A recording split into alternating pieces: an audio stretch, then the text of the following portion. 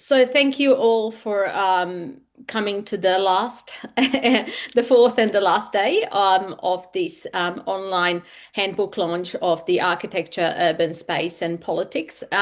It has been quite a party, an intoxicating and discursive one. And we've loved kind of engaging in the discussion. And also it's lovely to see some of the panelists rejoining from previous days. My name is Nikolina Bobic. I'm a lecturer in architecture at the University of Plymouth in the UK. I'm one of the editors of this handbook.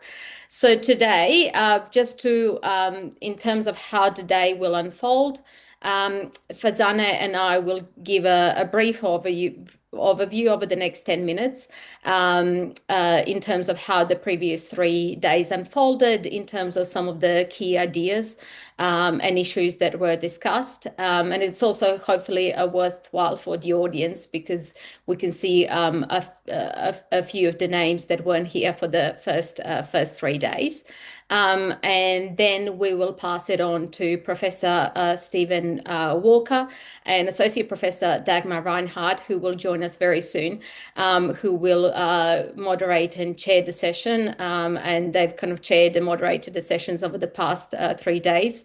And we do say it every single day, but it comes from the bottom of our hearts. Thank you so much for all of your support, not just this week, but also throughout this process, not just for the support, but understanding and mentorship.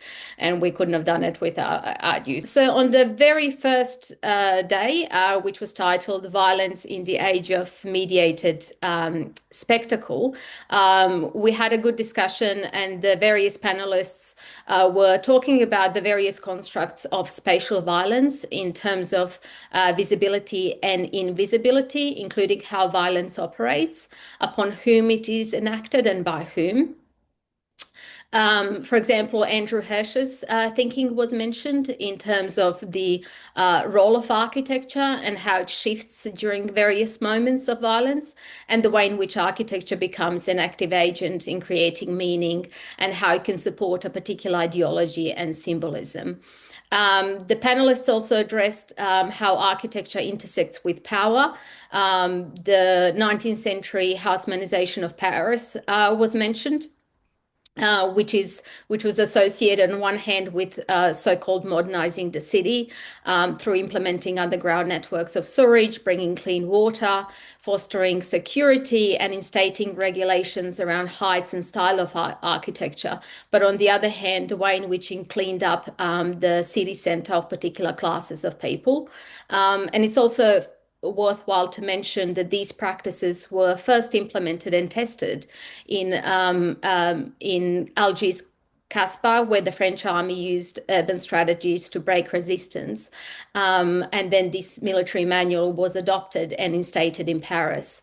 And this is what Stephen Graham calls Foucault's boomerang, where extreme acts of violence, including colonial, when it comes to Algiers, they were tested in the colonized context first, and then these military strategies were softened and implemented in the context in the colonizing context, in this colonizers' context, in this instance of France or Paris, and the way that these strategies kind of also governed and disciplined the populace. So what we also talked about is the way in which violence is both structural and symbolic, and the way in which spectacle runs through both and operates through socioeconomic and political landscapes.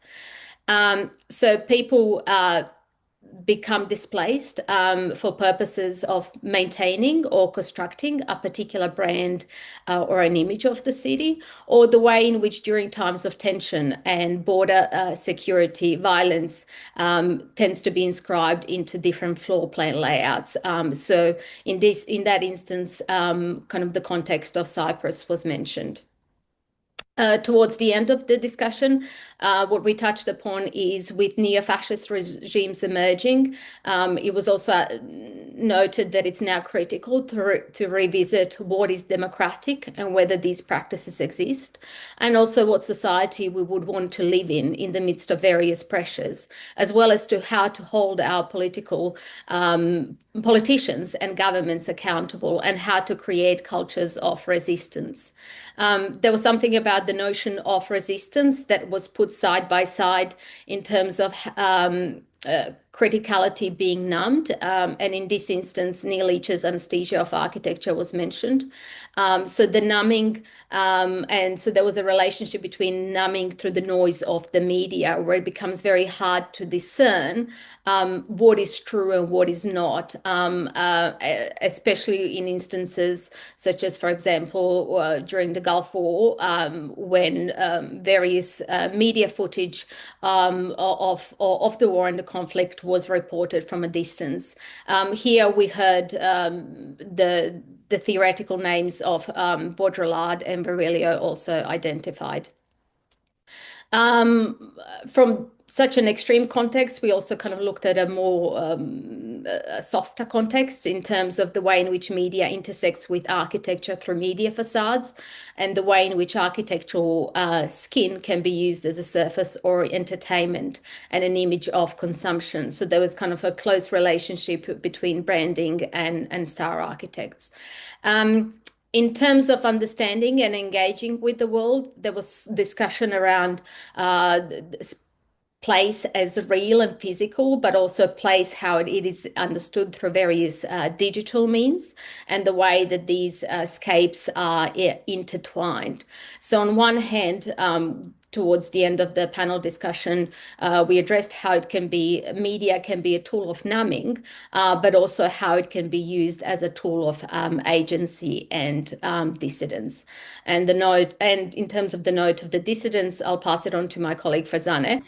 My name is Farzaneh Haghighi. I'm a senior lecturer in architecture at the University of Auckland in New Zealand. I also want to welcome our attendees who are joining us today. Probably some of you are joining for the first day. Just also a reminder that because of the scale of the two handbooks, we decided to have the book launch on 4 episodes. So just quickly to go through the themes of each day. On first day, as Nikolina recapped the summary of it, we looked at violence in the age of mediated spectacle. On the second day, where I'm going to share with you the summary of what we discussed. The thematic was dissidence and urban commons. The third day was ecologies of climate, ethics, and postcolonialism. And today we hope to cover the topic of spatial practices in futures to come. Okay, so on that note, I'm going to share with you my summary of what we discussed on day 2.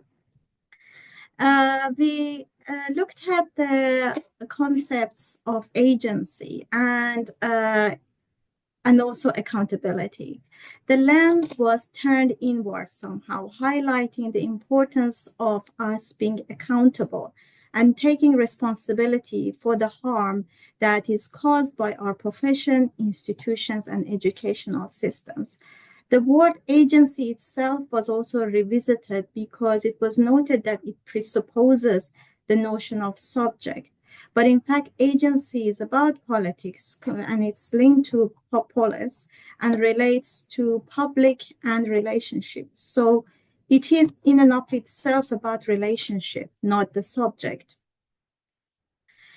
We looked at the concept, the notion of community and common, and the emphasis was from the panelists on acknowledging the existing knowledge system and practices that already exist within the communities, and the need to respect and learn from them, and following that to support resident-led campaigns. We ask where and what is common, accepting that it is not owned by individuals, and for us to avoid universalizing common knowledge, noting that it is situated and local. The importance of making alliances that can be built outside of the realm of architecture or anyone's practices with others, such as local politicians, planners, policymakers, etc., was also raised. Although this means losing some of our freedom, but we will be joining other forces as we all have the same destination and aims. Another interesting example that was raised was shifting our attention to everyday architecture office, where the majority of the profession operates. It was identified as a key site for intervention, acknowledging that those pursuing alternative practices remain minority. So we should look at where the majority of the practice operates, and that's a potential site for intervention if we want to apply any changes. In the handbook and in the sections that Nikolina and I wrote together, we cast doubt on participatory design, which isn't inherently radical. So we argued and advocated for rethinking beyond the bottom-up, top-down duality and initiative. Even the bottom-up, which is mostly praise, can be co-opted by market forces and act in a way to exclude rather than empower. Top-down, bottom-up must work in tension, not opposition. And we argue that we need to rebuild trust in institutions, not to romanticize just bottom-up initiatives and abandon the possibilities and potentials and agencies that institutions also hold. Act of commoning, legal redefinition, and political resistances are indeed required to reclaim privatized or exclusionary public spaces and architectures. To following the notion of the common, we looked at the, we talked about the public space as well and reclaiming it too. On the second day, another topic was also became the topic of conversation, which was around politics, understanding what it is and also its role in pedagogies and education. Politics was defined as how we deal with complexity and relations. How do we become or can become strangers and strange ourselves? The importance of teaching politics and in spatial practice was highlighted with different opinions. Some were pro-implicit integration of it, some with explicit. But we share the perspective that we need to expose students to the nature of the relationship within a design project and allow them to identify and articulate what politics means to them, so they could discover their own position and positioning within the world. We also talked about making the students comfortable or familiar with uncertainty and doubt, so that they could start to disrupt the uncertainty of what the society is and how it should be operating. And in the handbook, we also called for disruption of the reproduction of the same. So from the education system to the practice, so how could we disrupt this loop?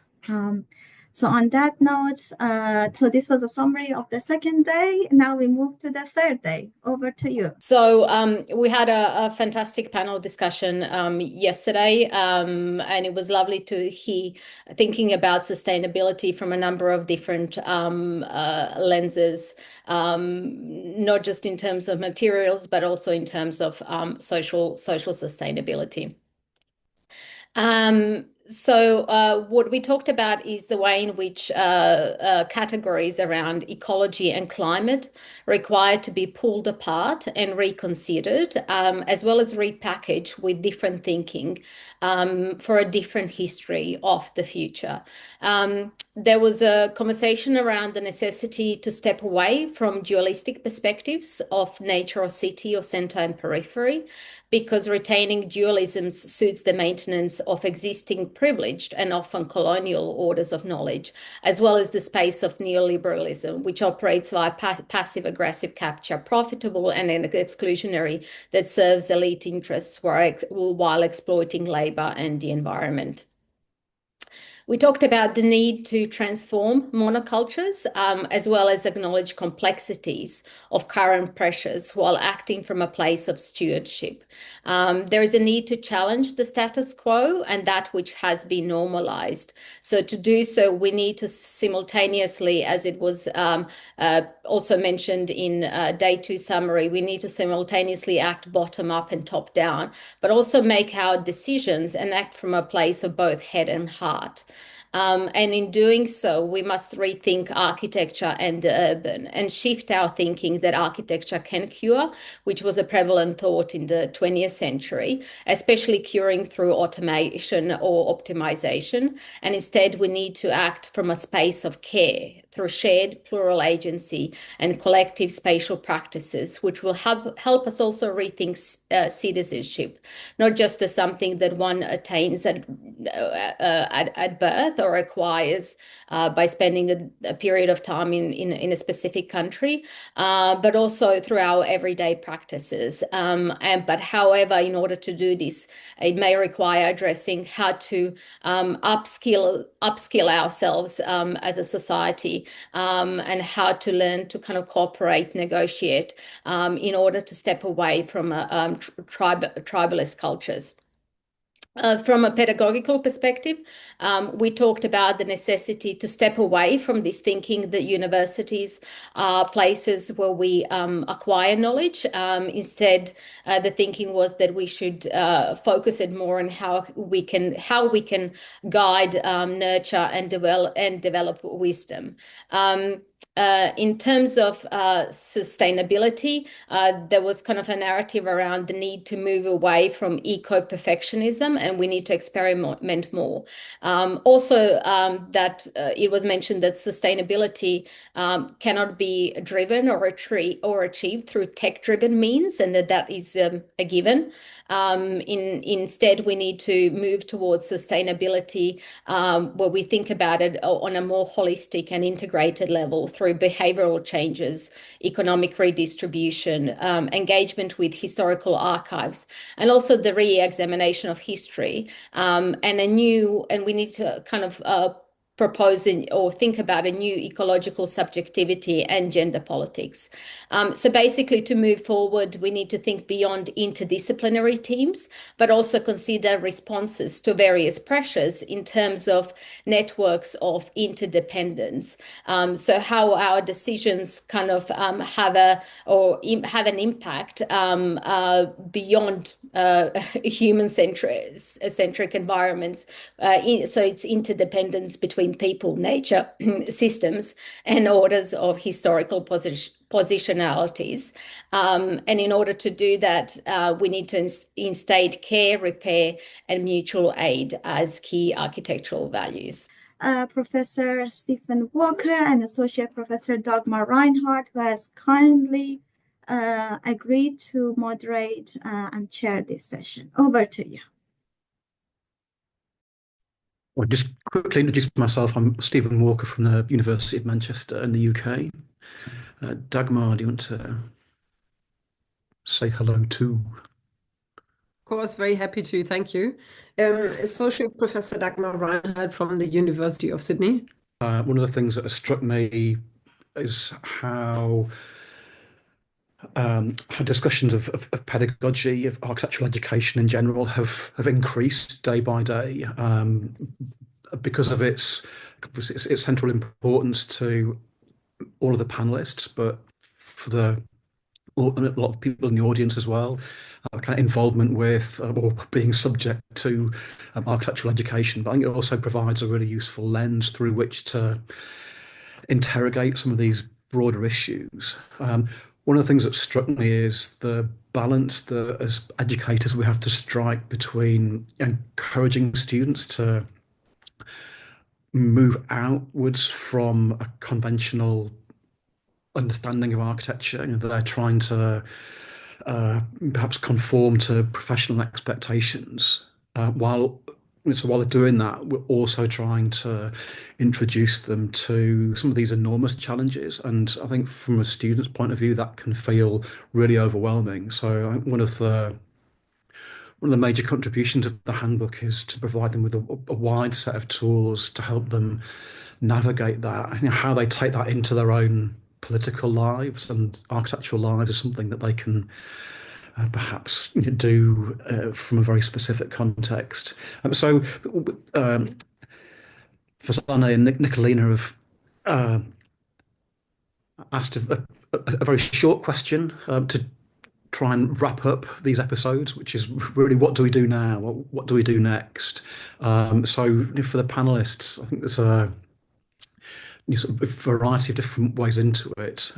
Most immediately, what should architecture and design or spatial design practices be concerned with? What are the urgencies of our situation? And then perhaps unraveling those. What are the obstacles to addressing those, and how might we go about either identifying or dismantling those? I was really struck listening to, Dagmar was fantastic in the chair yesterday.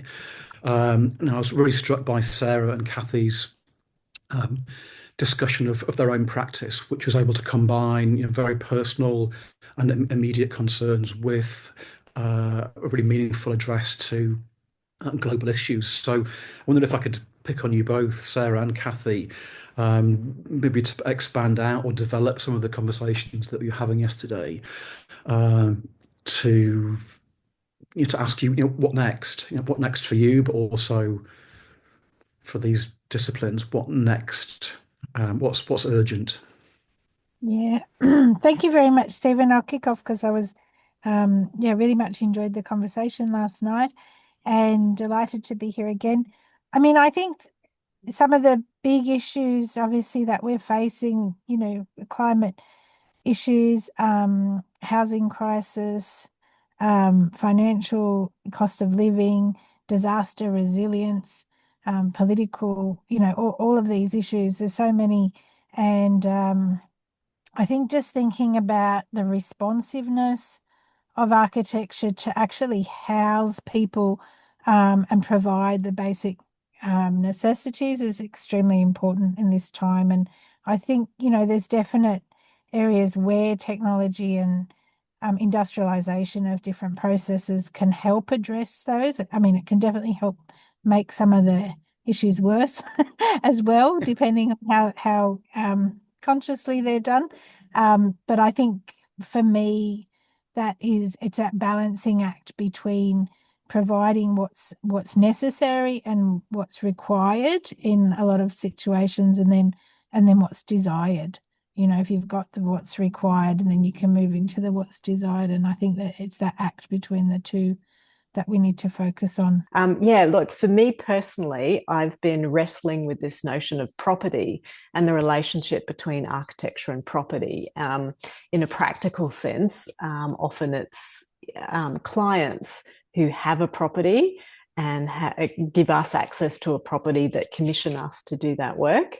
And so I'm mindful of opportunities where we can challenge that. So I love the idea of the holistic approach of the fast, slow, and what it offers is more than a way of looking at the ways of making that are embedded in architectural practice and construction that connect us better with places and also communities.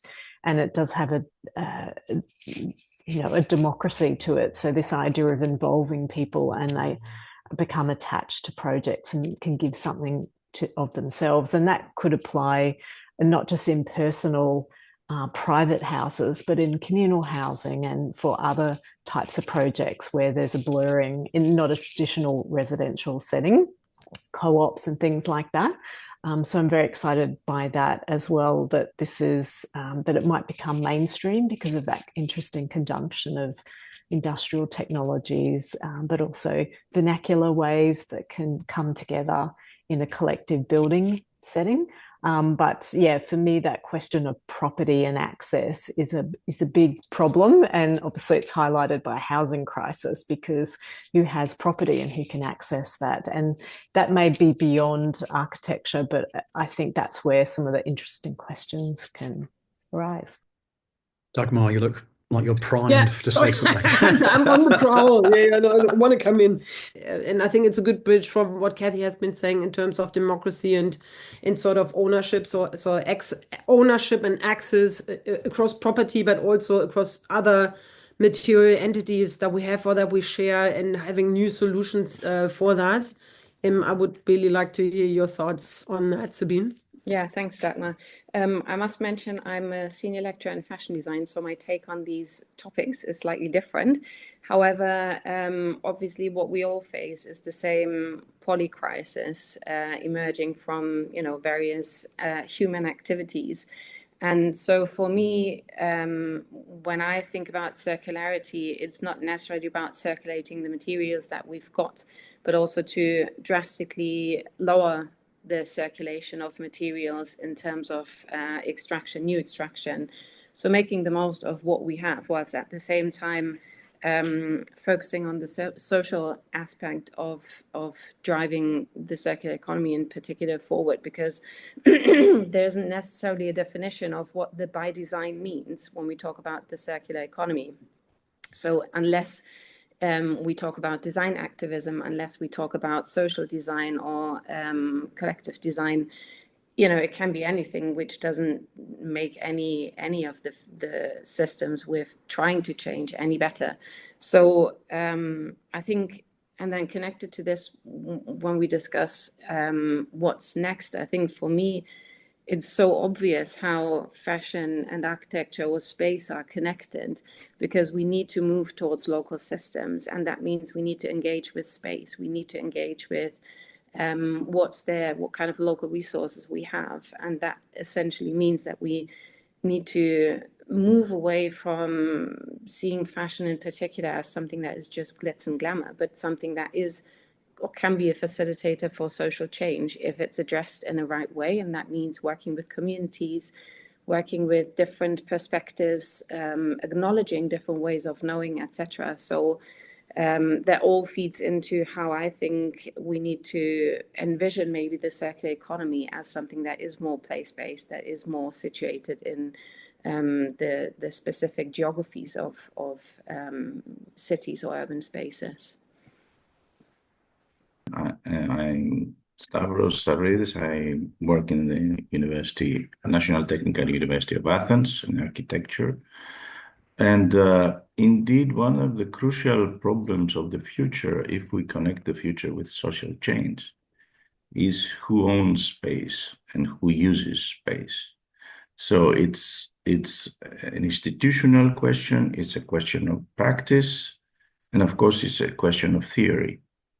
And I think on this issue, it's important to learn from what is happening, learning from elsewhere, as they say, because I've been witnessing efforts in other parts of the world, not necessarily in the Western world, in which this question is addressed through movement practices and new forms of understanding connection to land and space somehow emerge. Let us, for example, compare the experiences of Napoli, in which you have the Beni Comuni movement, the common goods movement, in which parts of the property of the municipality were being transferred to what they call communities of reference, who use under this agreement the place, opening it to the rest of the city. So they are a kind of tenders of this space, not owners, not exclusive users. So this is a form of understanding connection to space and land in general that shows that we can move beyond the exclusivity of ownership and beyond the exclusivity of management explicitly connected to a specific authority. And then we have other interesting examples coming from Latin America. Recently, the Zapatista movement in Mexico have declared land as commons. And interestingly, they describe this by saying that this land is land without papers. Of course, this reminds us of the experiences of people having to move as refugees or immigrants without papers, not recognized as citizens in other countries. But at the same time, this somehow condenses the idea that identity is not ownership. Identity is a system of relations. So to use land and to be part of a community that takes care of land, because land takes care of them too, is a process through which we can redefine space and practices that somehow connect us to space. And I think these lessons that can be learned from specific examples and experiences emerging in different parts of the world are very important for architecture too, because we need to somehow engage our students or people involved in the production of space in various ways with the idea that of moving beyond exclusivity and ownership and opening paths to common use that somehow possibly transform social relations themselves too. Because it's not the subjects as pre-existing and identified subjects who will actually do something through commoning. The decision of entering into commoning relations with land and space is already a transforming decision, a decision that transforms the subjects. So it's not the subjects that decide simply, the subjects that engage themselves in a transformation process. And I think this connects various scales of intervention to space. It's the more concrete, specific space within the areas and the limits of our bodies, but it's also the larger scales, relation to land as an encompassing condition in which we are let's say, tenders and not just users in the understanding of use that is predominant now, which is of course connected to extraction and to violence. So I think these are lessons for the future, and this should in a way transform our approach to teaching architecture. That's exactly the question I was going to follow up with. So from the architect or the architectural student's or the designer's point of view, does this need a different skill set? Is it an expansion of an existing approach to architectural education and practice? Is it a model that has no architectural or designerly involvement?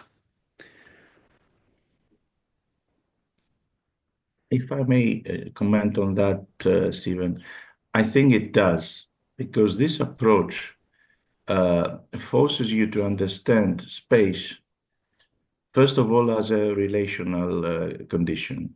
So how do you deal with relations rather than with identities of space? So there is no space as a concrete reality, which you have to manage and to connect with other concrete realities in order to produce something. Space is a relational condition. And the moment you enter the relations, you need to have tools to somehow affect those relations. So what I try to do by teaching design is to expose my students to this relationality. And this does not mean simply to augment the idea of complexity. No, it means to, in a way, manage to understand the areas of complexity on which you can intervene. You cannot intervene in all of them. And you must sometimes understand what is happening apart from what you are able to do, okay? So that you can position yourself within this network of relations. That is why I was using the example of the house the other day in our meeting, understanding the house not as simply as an agglomeration of spatial containers, but rather as a set of relations with space that intervene with relations that are outside the house. So therefore, you have to place yourself in the moment in which you can intervene on those relations and see what are the results. So teach our students to be able to recognize systems of relations and to, in a way, intervene in those systems. I think this is a different approach to architecture than to teach typologies and to, in a way, produce models of problem solutions. And I think I would love to expand on that, because then I think when you say it's a relational condition, architecture is a relational condition. And I think we're not really talking about space anymore, and we can't afford to just talk about space, because we can't afford to talk just about property. And in fact, we can't afford to talk cities or settlements, because our human centrism has brought us into a condition where we have so excessively exhausted all the resources that at our disposal. So what I'm basically teaching my students in the very first conversation is how can we afford to build at all anymore? And then which is of course a provocation, because we all want to build more, or we want to build better, or we want to build longer lasting, or we want to make more sense out of what we do have. And so thank you, Stephen, for this sort of soccer pathway for just diving for a minute into some of the other things that I'm looking at. I think I saw digital, and there's a bit of an AI question was embedded in there, but it was beyond AI and beyond digital. So I think that this, and we talked about systems and techniques and processes yesterday. I think through artificial intelligences and through the sheer computational power for us to connect data, which we can connect anywhere, we are for the very first time actually in the situation that we can somewhat identify these relations and gather the data for the relations and then act upon them. And this is where I think the future of robotics actually is, in not being a subservient structure, but maybe being the silent helper that allows a cyber physical system to guide us, or to support us, or to act as a steward. We talked about stewardship on the sheer size of data that no human can comprehend, and on data that might require us to do long-term plannings for 100 years, for 150, 200 years, which a cyber physical system easily can. But no human, because also we are obviously very human-centric, because this is our species, are able to work with. So I'm quite interested in sort of these very big relationships between materials and circularity and stewardship and co-creation, and being able to bring many different facets together on that backbone of technology, which of course is worth nothing if it's not helping us as humans to have that discourse that's necessary to bring all these different entities and criteria on the table, and to act on behalf and with the agency that we have for our respective fields. So that's a bit of a balloon answer. No, balloons are good. Balloons and fireworks. For that. I just wanted to, because I think you never get this brain mass into one room normally, which is quite sort of exciting. So there was legal and ethical implications, I think, as well. So, and we keep talking about our pedagogical practice, but I think our pedagogical practice is really just a dry run for what we do in the architecture practice. So I'm really, so maybe we can throw one more round in where we say, okay, what are the big things that you think we should do within the next sort of 10 years, like a radical approach, maybe, if I may have that, put that question there, that would allow us to, in a very non-polite, very proactive manner, drive some changes? Just adding to what you said, Dagmar, but also maybe slightly answering what you just asked. I think to me, going forward, it's also quite important to connect, or to encourage students to connect with their inner selves, and to kind of explore the sensory experiences of learning in general. And that also means to me understanding who they are within the environment, whether that's the classroom, whether that's the relation to campus, whether that's relation to where they live, etc. Because I think we're in an educational system where it's so focused on just the technical facts like grades, etc., that the experience, even though we're constantly asked to increase the student experience, I think that gets lost. And if we don't focus on the emotional aspect of learning and what it means to be human and what it means to connect maybe with a more than human world as well, then we lose the connection, or we can't build up the connection I think we need to build up to be able to address all these uncertainties that we're focusing. So for me, it's quite essential to not only talk about commons in fashion as well, but also to think about who we are as people and who we experience being in a classroom with lots of different people, and how we can build the relations with each other to then maybe be more mindful in what we're doing and act with more care. Yeah, I think I'd add to that sort of the flip side of student experience, which is a really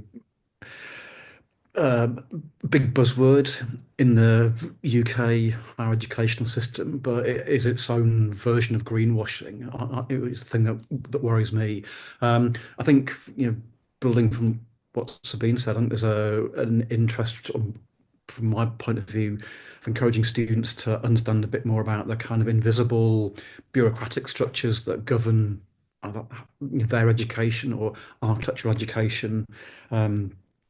In episode 1 and episode 2 had Ishita and Lutfun, who had contributed an essay to the handbook, looking very much about kind of planning bureaucracies, things that are almost invisible to students, but which also for practitioners kind of sits in the background as an invisible architectural support structure. And I think what all the panelists today have been pointing towards is could also include an engagement, a kind of creative engagement, and a challenge to those various different bureaucratic frameworks that almost invisibly or unconsciously condition what we do. So for the students, they're told to have a good experience, but I think there are versions of that also fold out into practice in many different ways. So to become creative with bureaucracy, or to become dissidents with these kinds of invisible structures, they sound really boring, so I understand why students wouldn't want to kind of engage with them or understand them, but I think there's a real opportunity to manipulate them from the inside and through that to bring about change. If I could add a bit on that, Stephen, it's important to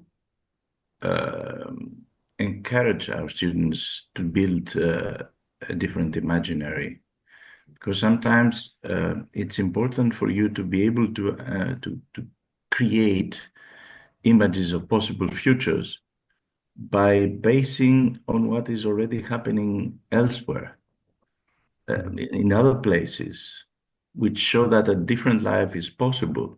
So expanding the imaginary is not simply feeding people with information or with images, but also exposing them to experiences that develop in other parts of the world, which show that another world is possible, another relation to nature is possible, another way of governing ourselves is possible.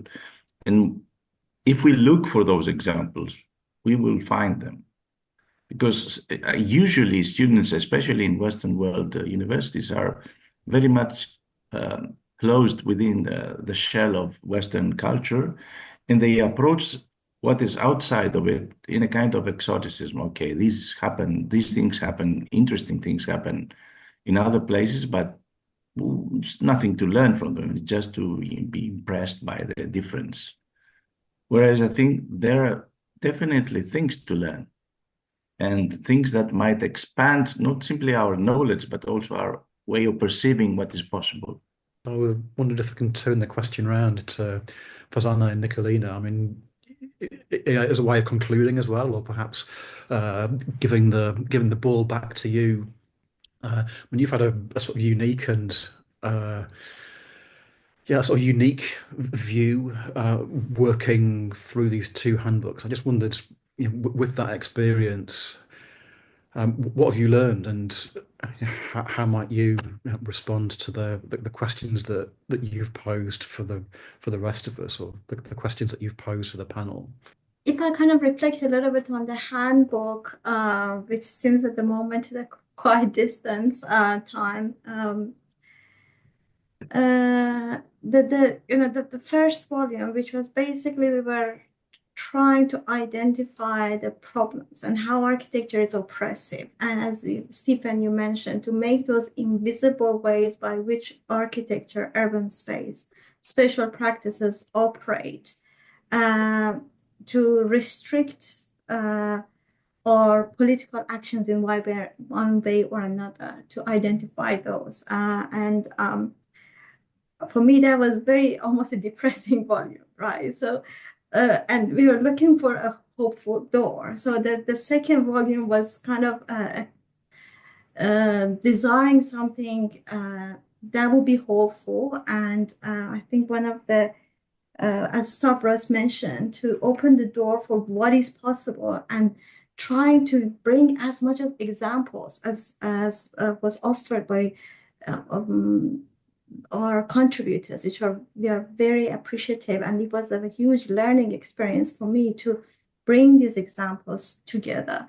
And these two have become also, as you mentioned, a toolbox for me that I use in my studio teaching, and they're becoming very handful when I want to give an example, to refer them to a chapter to look at actual precedent. If I may extend now a little bit to what I'm doing now, perhaps that might be relevant to this discussion now, is I became interested in the rise of populism, fascism, far right, and how they are appropriating space. So architects, and anyone who is interested in spatial analysis, I think those are also some of the pressing urgent matters that I think they need to look at too, which are becoming very pressing at the moment.